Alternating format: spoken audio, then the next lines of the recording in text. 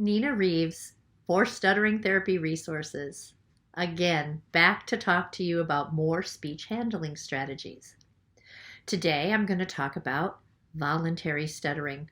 It's one of the things that confuses speech therapists, parents, and children who stutter alike. But we're going to try to demystify some of that today. Before I get into how I help my kids understand voluntary stuttering and then how I help them learn to discover and use it, I'm going to have to remind you that we really feel it's important before you launch into this series of speech handling strategy videos to look at the first two videos on introduction and the foundations to strategies. It's so important that we don't launch from the referral to the assessment to strategies. There are too many things to have a child who stutters understand and learn about this disorder that help them then learn how to use strategies for the longer term. If you've ever been frustrated with the child not carrying over their skills, you'll want to watch those first two videos. It really does help you and your child be set up for success. Let me just talk about the fact that I understand that it doesn't make sense when we say, let's stutter on purpose so that helps you stutter less over time. Makes absolutely no conscious sense whatsoever. However, once you start getting into the science of stuttering and understanding how this all works together, it absolutely makes sense that to put your stutter in your mouth under your own control first, to help you decrease your fear of stuttering and desensitize to stuttered moments, obviously that's going to help you as a person who stutters. Push less, avoid less, fear less. And that helps you increase the flow, spontaneity, and freedom of your communication. But it's important to realize that just by saying those words doesn't mean that a child who stutters is going to understand the concept or agree with you or even accept that you know what you're talking about. So you have to lead students who stutter through a series of activities that can help them understand voluntary stuttering and the strength of this particular speech handling technique. Now, I always say to my students that voluntary stuttering is much more than handling speech. It is about decreasing fear. It is about being your own best advocate to show your stutter in a way that helps you feel more at the helm of your stuttering, to decrease your fear of stuttering in front of someone. Now, I've had to lead my students through what I call the effect circles, which is outlined in our book, School Age Stuttering Therapy, A Practical Guide. That helps them understand the science of it and how it all works together synergistically to help them increase the ease of their communication. I also lead them through our wonderful summary sheets, which are in the back of our book and are listed for every single speech handling strategy that we talk about with our students and our clients. And I want them to understand that this is a marathon, not a sprint.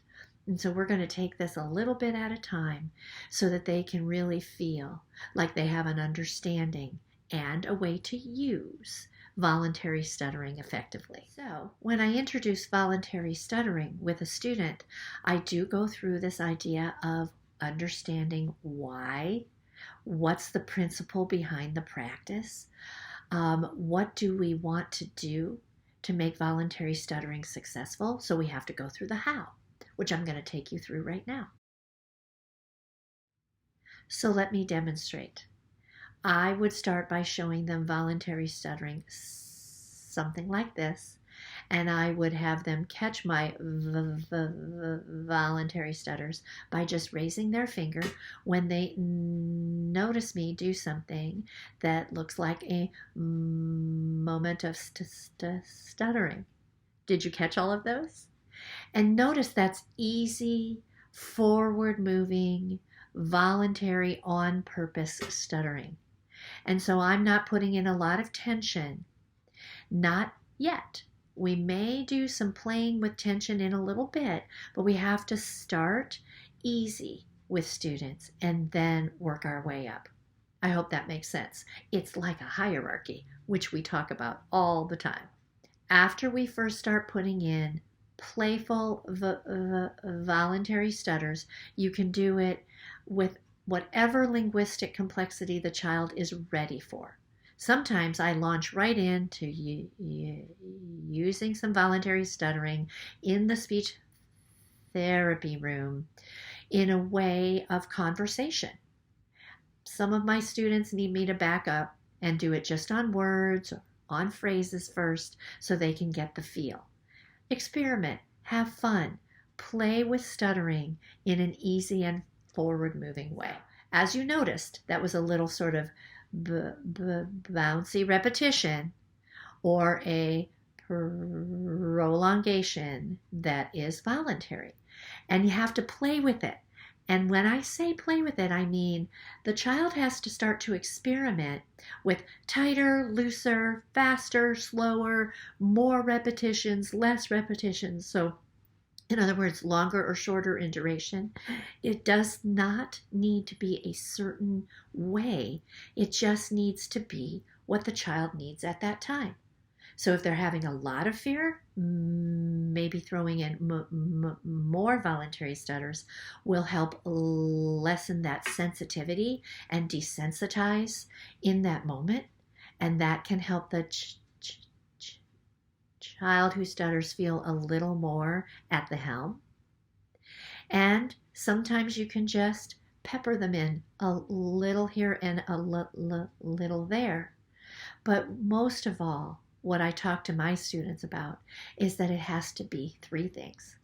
On purpose, early on in your interaction that you're worried about, and noticeable. Okay, so we have to put together some idea that this is supposed to look like real stuttering, even though that student who stutters and the speech therapist probably are going to know that it was more voluntary. It's just supposed to look like real stuttering because that's when we can desensitize to showing real stuttering as well.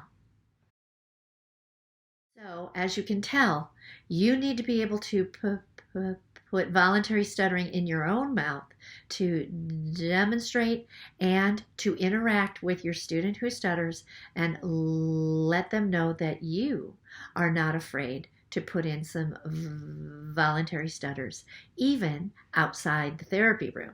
So yes, take it on a field trip down to the office, use it in different places in the school, or if you're in private practice, get out there into the community as much as possible and practice and learn over a hierarchy of difficulty with the student how to implement this very powerful speech handling strategy in their real life. Of course, I can't tell you everything you need to know about voluntary stuttering in a few minutes on a YouTube. You have to be able to find more information. So I've talked to you about our school-age stuttering therapy, a practical guide. There are more things that you can learn through other means, but make certain that you are getting as much information about voluntary stuttering as you can as you start to use it, introduce it, discover it, and then make it so much more usable for your students who stutter in their real world. I invite you to continue to watch the videos that we have on the different speech handling techniques. And of course, you can always reach us through social media if you have questions or comments, concerns, or suggestions for more content that we can help you to help your children who stutter.